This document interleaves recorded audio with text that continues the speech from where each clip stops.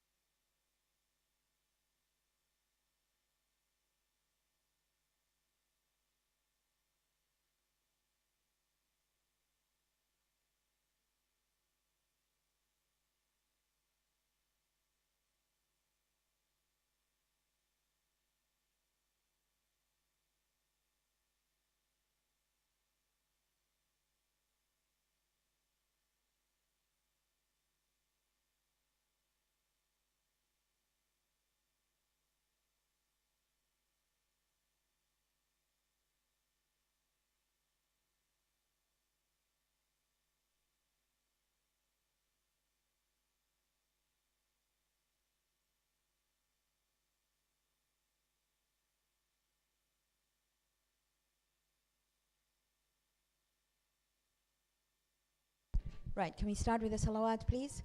Allahumma salli ala Muhammad wa ali Muhammad wa ajil farajam. Assalamu alaikum wa rahmatullahi wa barakatuh.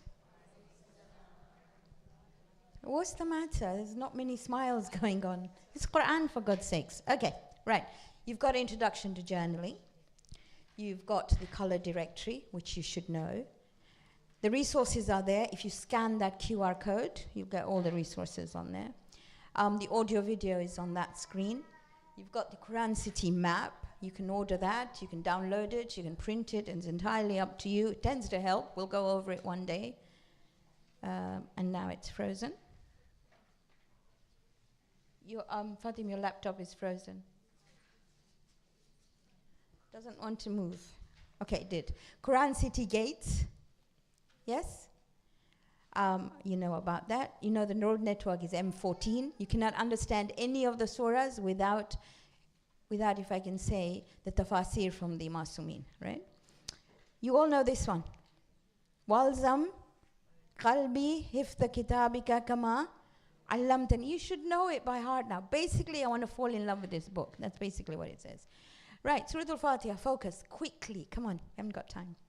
Summary of the Quran. Baqarah, history of faith. Al Imran, Muslim identity. Okay, Nisa, manifestation of that identity, how it will come into a social atmosphere, okay? Surah Al-Ma'idah tends to continue, but in essence, Surah Al-Ma'idah is perfection of religion, okay? An'am, we talked about it, it's practicalities of Tawheed. It sort of carries on these social values. But it also talks about, and we'll talk about it today, which is self-imposed restrictions. Very, very, very often, especially as Khojas, we tend to put in restrictions that we impose on ourselves. We kind of say, this will not work if we don't do it this way, right? And the Quran sort of doesn't like that very much. So we stopped at 125, I think, in Shira. Do you remember? Right. Now, if you go to your Qur'ans and you come to ayah 136. So now, this is the first time where the word an'am comes in. An'am is all sort of meat, all sort of cattle as such. You can't just restrict it to goats or cows or any sort of halal food or meat, halal meat that you're going to have from those animals is known as an'am. Now here Allah is saying, well, let's see what restrictions you've put on yourself. Let's just see how you divide your food. So he says, وَجَعَلُوا لِلَّهِ مِمَّا ذَرَعَ مِنَ الْحَرْثِ وَالْأَنْعَامِ. You see what they did was, they set apart a portion for Allah and you know, out of what they had got, out of their things. So, say for example, we could give khums. Yes, 1/5, we will come to that, but we give khums 1/5. So they did that. Then they said, this is for Allah. And they said, some of it that we go for Allah will also go to our associates. I'm not talking about us, I'm talking about them, okay? But go to our associates. So our representatives, we will give it to them. And these representatives, in essence, pretended to be representatives of divinity and took the money, right? And when they took that money, you felt you'd done your bit. You also know that when you give to charity, you have to find out where it goes. It's not up to them. If you gave money to charity and you don't take a receipt, it's not anybody's fault but your own. You can't say, but I trust you. It is better for the charity that they gave you a receipt. Now, I don't like suggesting Indian movies to you, but I will. So there's an Indian movie called OMG. It's about a guy called Kanjibai. And there's an earthquake. And his shop is ruined with the earthquake. And when he goes to the insurance company, they say, we will not pay you. Yes, I've watched it. Say, we will not pay you. So he sues God. He goes to court and he sues God. And the people who come in are the swamis and all the representatives. And they even have mullahs coming in and the Christian priests coming in. And he soon finds that even the milk that they pour onto the idols is channeled into a sort of, if I can say, a little groove or a little place. And that goes back to them and they sell it and they get the money. Now, I'm not talking about us. I'm talking about this, right?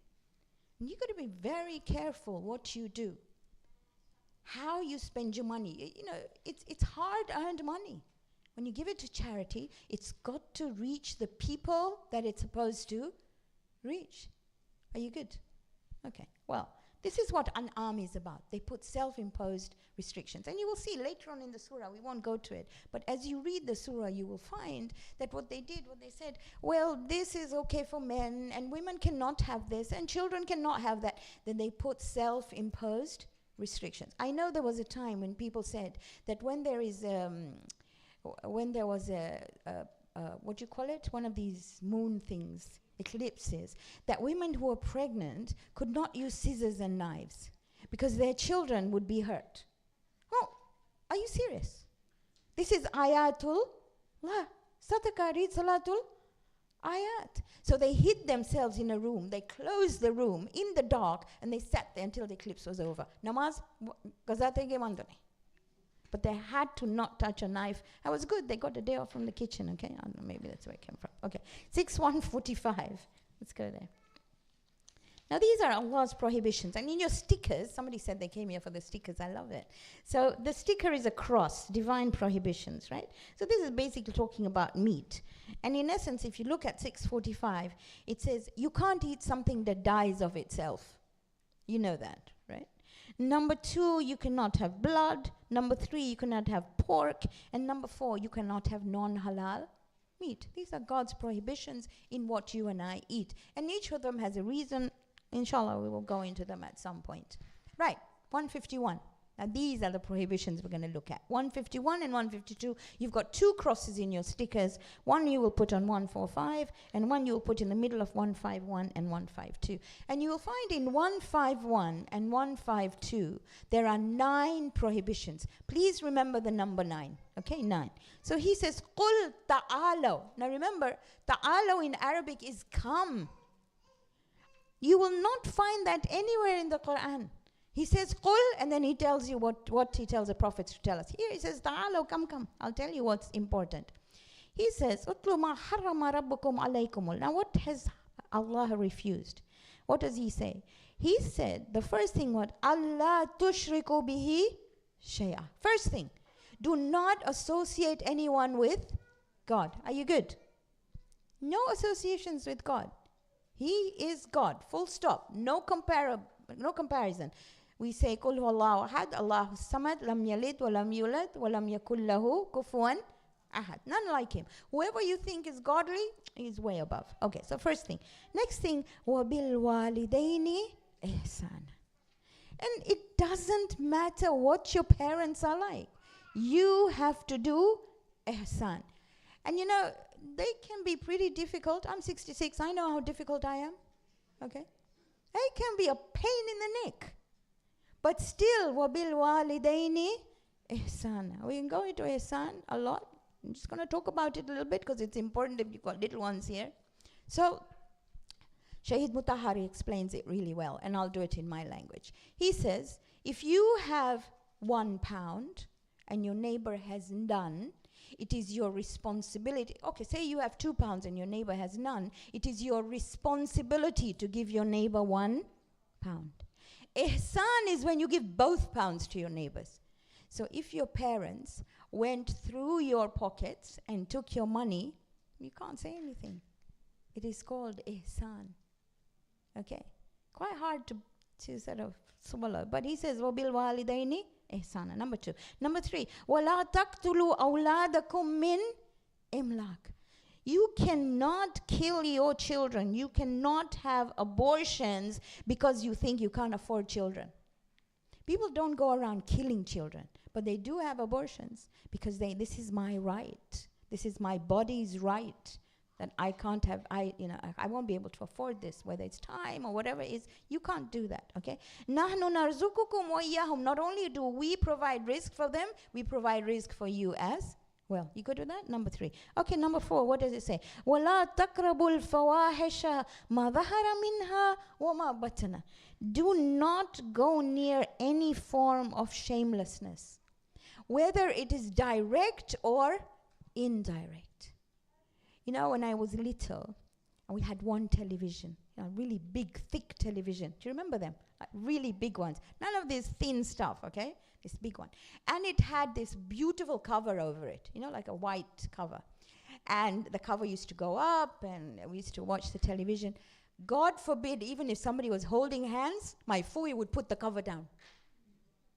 She would say, Astaghfirullah, you can't watch this in front of parents. But you didn't realize what she was saying. It was right, what she was doing. Now to sit with my children and watch a program where there's something that is, it's difficult. It's uncomfortable to do that. So this is exactly what he's saying, whether it is apparent or not, it's become a part of life. But, okay, next one. We don't do this, I think. وَلَا تَقْتُلُوا النَّفْسَ الَّتِي حَرَّمَ اللَّهُ إِلَّا بِالْحَقِّ. You will not kill anyone. You will not kill anyone unless it is justified in a court of law. But I will also add a little bit here what Mufassirin say. You will not even kill somebody's heart. And we do that very often by saying things. You can't do that. You can't tell somebody, even some people are even very, very sensitive if you tell them, I don't like the color of your scarf. I get very sensitive, it hurts them. Don't. You don't like it, keep it to yourself. Okay? No point telling anybody. Okay, ذَلِكُمْ وَسَّاكُمْ بِهِ لَعَلَّكُمْ تَأْكِلُونَ. Okay, next ayah. Now the next one. Okay, where did we get to? Do not kill anyone. Number 5. We're on number 6 now. وَلَا تَقْرَبُوا مَالَ الْيَتِيمِ إِلَّا بِالَّتِي هِيَ أَحْسَنُ. Don't take an orphan's money. Don't look into their wealth. Don't take it. Don't go towards it unless you are doing something right for them. Okay, so don't steal basically.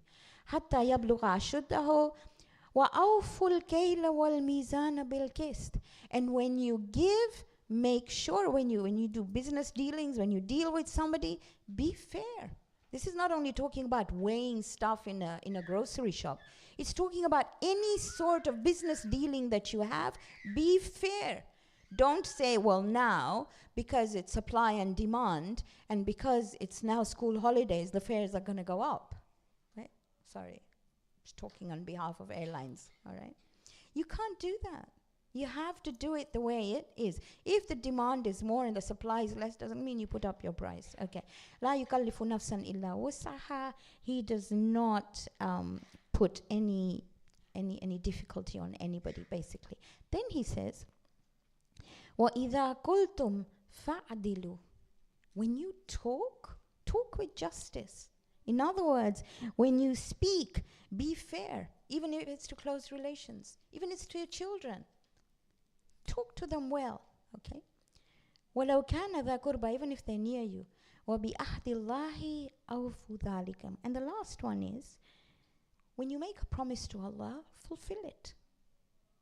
Make sure you fulfill it. ذَلِكُمْ وَسَّاكُمْ بِهِ لَعَلَّكُمْ تَذَكَّرُونَ. It is something to think about. The moment I say, La ilaha illallah, Muhammadur Rasulullah, Aliyun Waliyullah, I have made a promise that I will submit to Allah. I have made a promise that I will follow divine guidance. And I have made a promise that I will understand who I am as a Shia of Ali. That is a promise I've made. Even everything I say in Salah, the moment I say Allahu Akbar, I am saying Allah is greater than absolutely anything that happens to me. And then to panic, that means I've broken my promise. But that's between me and him. When I say إِيَّاكَ نَعْبُدُ وَإِيَّاكَ نَسْتَعِينُ, you and you alone do I submit to, and you alone do I ask for help, or we ask for help. All these are promises that we make. All right, 155. I could go on a bit about that.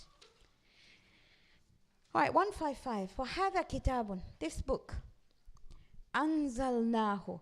نَزَّلَ, bit by bit. أَنزَلَ, all at once. Inna anzalnahu fi laylatil qadr. All at once. But you will find in the Quran where there's a shadda, it means bit by bit. Here it says, this book we sent down all at once. This book is Mubarak. Barakah means it gives you more than you deserve. It just keeps on giving. Infinite. Okay, it just goes on and on and on. Fattabi'uhu. You need to do ittiba. Now you remember we talked about ittiba and? You forgot. I talked about two concepts. Let me take you back. Surah Al-Baqarah. Do I have to take you back? Do you remember it or not? Do you remember ita'a and ittiba? Come on, you can't forget. Ita'ah was the bare minimum. Ittiba is following somebody. If they stepped, you would step into their footsteps. Everything. So he says, Fattabi'uhu, follow this book to its T. So you can quote it. So whoever says anything, even to yourself when you're talking, you're quoting the book. وَاتَّقُوا لَعَلَّكُمْ تُرْحَمُونَ. And be God conscious if you want rahmah. And we'll talk about what rahmah is and the difference between maghfirah and rahmah. Okay? We'll come to it in Surah Al-A'raf. Oh, this you know. So 6160. It's really cool. And I bet you know it, but I don't think you know it the way it should be known. He says, Man ja'a bil hasanati, whosoever brings a good deed, falahu ashru amthaliha. For him there is 10 times more, or for her there is 10 times more. Now, he doesn't say who does a good deed. Do in Arabic is fi'l. Ja'a is just to bring. An example I can give you is, in school they do show and tell. Have you got children? They do show and tell. So you give them something, they go to school and they talk about it. They didn't do it. You did all the work. You even wrote the speech down for them. Yet they went and they shared it. Here he's saying, if you share one good deed, you show and tell it. Forget about doing it. You didn't even do it. But you shared a good deed, you get 10 times the reward. And then somebody will say, but they didn't do it. No, but they encouraged you. Whether it was marketing, whether they drew you into here, whether they brought you into here, however they did it, they got you here and they changed who you were. Obviously, you can go back to the ayah. I think you've only got that much there. But your ayah says, وَمَنْ جَاءَ سَيِّئَةٍ. But if you showed and tell something evil, فَلَا يُجْزَى إِلَّا مِثْلَهَا, you will only get the same back amount. Isn't it wonderful? So show and tell as much as possible. Go on social media. These days you can do it so well. Right, 6162. Probably one of the most beautiful ayat of the Quran. You're supposed to recite this, by the way, before your salah. You know that? Before every salah, you're supposed to recite this. He says, قُلْ إِنَّ صَلَاتِي وَنُسُكِي وَمَحْيَايَ وَمَمَاتِي لِلَّهِ رَبِّ Alameen. Okay, so you're supposed to say this before every salah. Now let's just look at it a little bit. First of all, salah. Salah you pray every day. You good? Daily. Nusuk is a sacrifice. Normally, people sacrifice on Eid al-Hajj. Yes, I'm talking about normal, not the other sacrifices. So one is talking about every day. One is talking about once a year. Mahyaya is talking about a whole lifespan. Mamati is talking about the other lifespan. So you are saying basically, which you're supposed to say before salah, which is all the time, that my daily stuff, my annual stuff, my whole life, and my whole death, I will work around Allah lillahi rabbil alameen. It's a beautiful ayah. There's so much to it. I've just taken bits and pieces. Mahya can also mean where you live. Mamat can also mean where I die. It could be the place. It could be lots of different things. But I'm just giving you a general overall look at it. All right. And then he goes, I'd like to look at ayah 164 there. He says, قُلْ أَغَيْرَ اللَّهِ أَبْغِي رَبًّا وَهُوَ رَبُّ كُلِّ شَيْءٍ وَلَا تَكْسِبُ كُلُّ نَفْسٍ إِلَيْهَا. Now my grandmother used to say this all the time. وَلَا تَزِرُ وَازِرَةٌ وِزْرَ أُخْرَى. Now that's something you need to know in your vocabulary. Do you want to repeat that with me? وَلَا تَزِرُ وَازِرَةٌ وِزْرَ أُخْرَى. Wizr is a heavy load. Basically you're saying you can blame who you like, but nobody is going to bear your burden. So if I said, my mama didn't teach me, they weren't like that before. When I grew up, they just taught me zwad. They didn't say wad. So it's their fault. My madrasa, my workshop, it's all their fault. It's not my fault. It doesn't matter. It's you. So basically, my grandma used to say this, because when something was broken at home or something was wrong, and she would say, who did it? We said, he told us to do it. And she would say exactly this thing. She would say, وَلَا تَزِرُ وَازِرَةً وِزْرَ أُخْرَى. As children, we didn't know the meaning, but we knew that meant that you don't blame anybody else. You always come to yourself. self. You and I are what we are because of ourselves. We can't say my sasu is bad and my sasra is bad, my husband is this, and you can't give any excuses at all. It is up to you. Are you good? Okay, great. Right, now we were going to do Sirat al-Mustaqim. Now you remember I told you way back in Surah Al-Fatiha that it is in this surah that you will find a reference of 5 references of Sirat al-Mustaqim. So I'd like you to go back to ayah 39. And because we've done the ayat, it's not going to be difficult. And I'll tell you how I've written it down in my Quran so you know exactly what to do. So ayah 39 talks about Sirat al-Mustaqim. And basically, if you look at it, it says, those who reject our communications, or rather, وَالَّذِينَ كَذَّبُوا بِآيَاتِنَا سُمٌّ وَبُكْمٌ فِي الظُّلُمَاتِ مَن يَشَاءِ اللَّهُ يُضْلِلْهُ وَمَن يَشَاء يَجْعَلْهُ عَلَى صِرَاطٍ مُسْتَقِيمٍ. Basically, you are not on Sirat al-Mustaqim if you do not follow divine guidance. Basically, bottom line, if you say, I will not follow divine guidance, which is Quran and the Ahlul Bayt, then basically you're not on Sirat al-Mustaqim. And if for 10 times a day I say, Ihdina Sirat al-Mustaqim. So the first thing I've got to keep in my mind is follow divine guidance. Right, next one, ayah 87.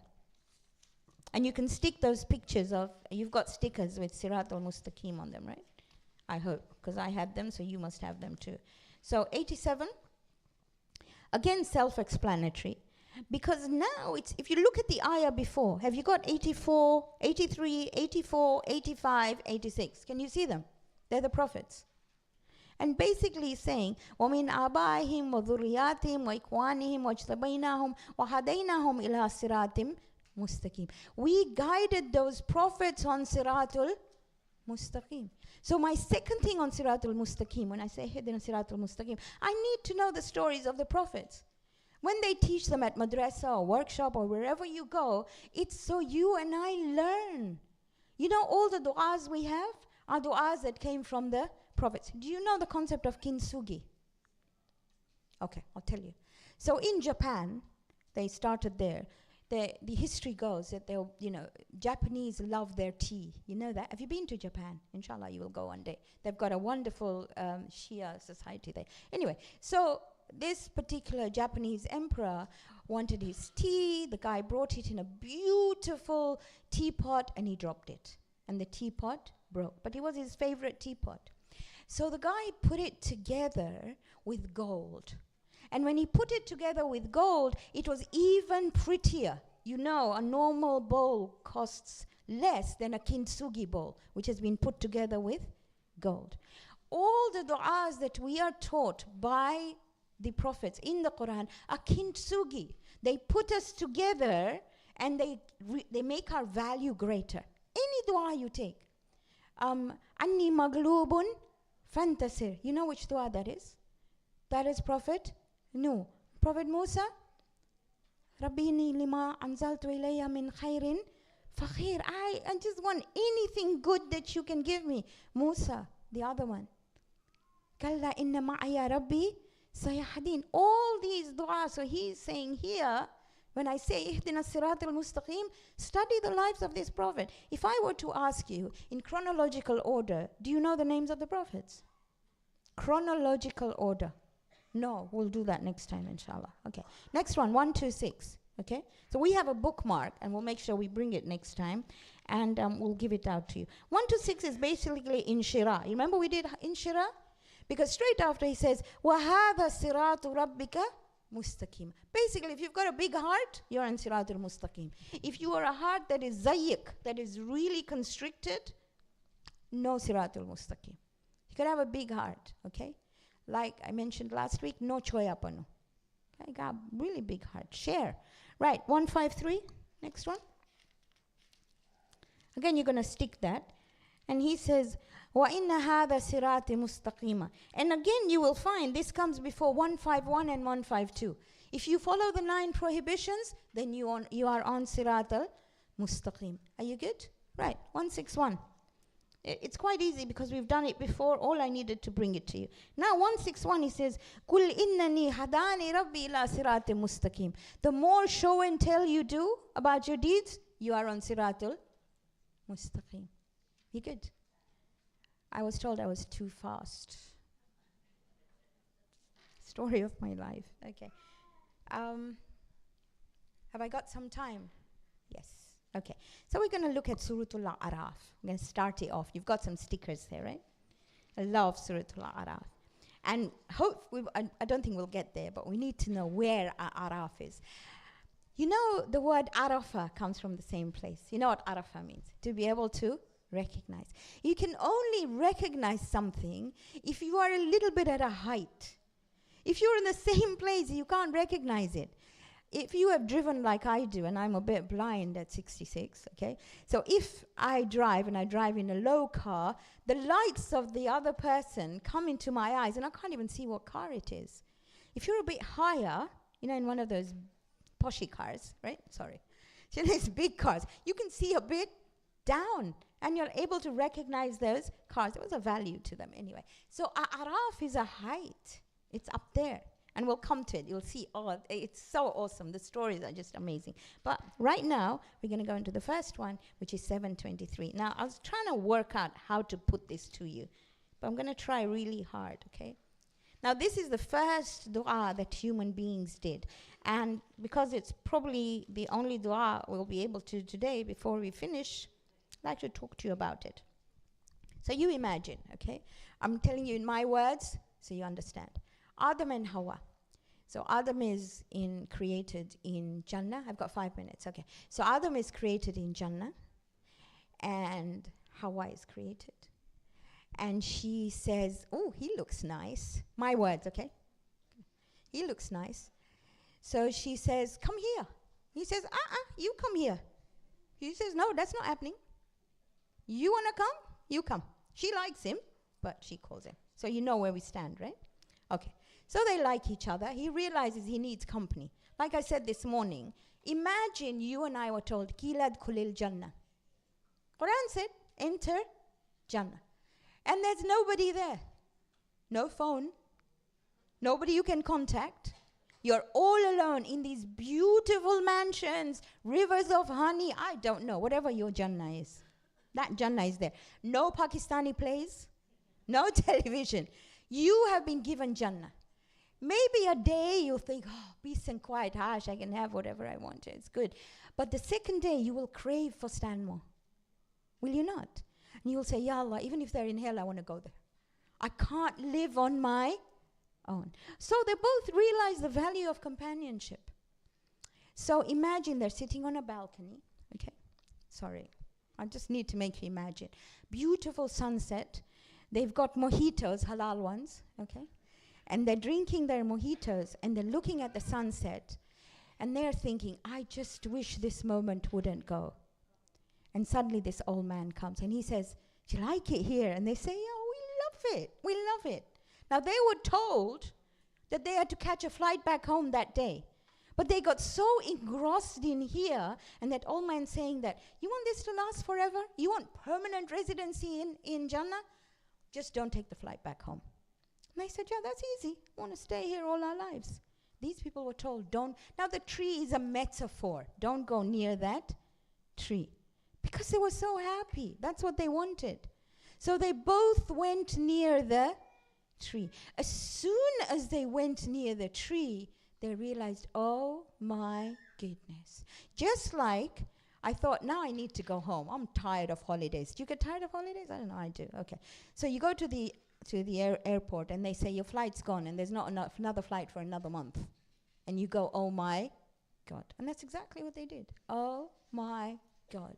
What have we done? We were told that we weren't supposed to go near that tree. Now, if you look at the ayah before, which is 22, it tells you that they started covering themselves up with the leaves of Jannah. Because, now this is again a metaphor. All right, I'm not asking you to look at scriptures. I'm looking at what our Mufassirin say. Basically, when you do something that is not right, even if it's a mistake, you feel exposed. And you find that you feel a bit cold and you want to wrap yourself a bit tighter. It's just a human being. You know, you want to look down. You don't want to look at people. You don't want to look at their eyes. You just want to look down and you want to hide somewhere. Even though they might not know what you have done. But you just don't want to come into the center. Or you don't want to come in front of people. So the first ayah says that they were feeling so exposed, they just wanted to cover themselves up. So what do? They say, oh my goodness, we've done something wrong. Rabbana dhalamna anfusana. Both of them say, we have done dhulm, we have been unjust to ourselves. Wa illam taghfir lana, if you do not forgive us. Wa tarhamna, if you do not have mercy for us. Lanakunanna minal khasirin. So basically what he says, the first taghfir lana is, the istighfar is forgiveness, is basically now you're out of trouble. We want to be out of trouble. But we don't only want to be out of trouble, we want your rahmah so we get the opportunity to do good. Just being out of trouble is not enough. You need to have the opportunity to do good. And this is the first dua of human beings. And he accepts. So look at ayah 26. Ya Bani Adam. I don't think I've got 26. I'm going to end here. So Ya Bani Adam. Katanzalna alaykum libasan. Oh my goodness. Yuwari sawatikum warisha. I love that. So what did he do? Not only did he forgive them, he said, you're forgiven. You've got clothes. And he said, not only clothes. He said, I've given you clothes that are risha. Do you know what risha is? Risha is feathers on a bird. Do you know the beauty of a bird? Have you seen a plucked bird? You haven't? Google. See a plucked bird and then see a proper bird. Right? I'm not going to go into a man without a beard and one with a beard. I'm not going there. Okay? So you look at a chicken without its stuff, and then you look at a chicken with stuff. Here is saying, here Allah has commanded you, go shopping. Okay, don't go wild, okay? But wear clothes that are, well, good. Risha means make yourself look good. Not just leaves. Not just you wear a kanga underneath and then on top you wear your abaya. Or your pajamas, because when you lift your abaya, inside you can see Mickey Mouse. And that's okay. You can wear them at home. But here, when you come outside in front of people, everywhere, wear risha. Look good. Okay. You don't get it, do you? All right. So basically, when he forgives totally. And if anybody tells you, why are you wearing those clothes? Go to Quran 7:26. He tells you that I gave you clothes to be able to look good. Cover yourself up and look good. Hijab was not an excuse to look stupid. It really wasn't. Are you good with that? Oh, okay. I'm going to get into trouble for this. But it's Quran. It's not me. Are you good with 7:26? Okay. Inshallah, we will continue with Surah Al-A'raf because we don't really have the time. What I didn't do with you was Surah Al-A'raf I didn't do the focus. It's all about those who rejected divine guidance. Okay? And you will find how it works out. And we do A'raf, you'll see where it comes. Are you good with that? Can we end with the Surah Al-Fatiha? Bismillahir Rahmanir Rahim. Alhamdulillahi Rabbil Alameen. Ar-Rahmanir Rahim. Maliki Yawmiddin. Iyaka na'budu wa iyaka nasta'in. اهدنا الصراط المستقيم صراط الذين أنعمت عليهم غير المغضوب عليهم ولا الضالين صدق الله العظيم. Please can we pray for the marhuma that was buried today? It was Mahatajri, and tomorrow it'll be marhuma Siddiqa Jafar. Please pray for them when you're thinking.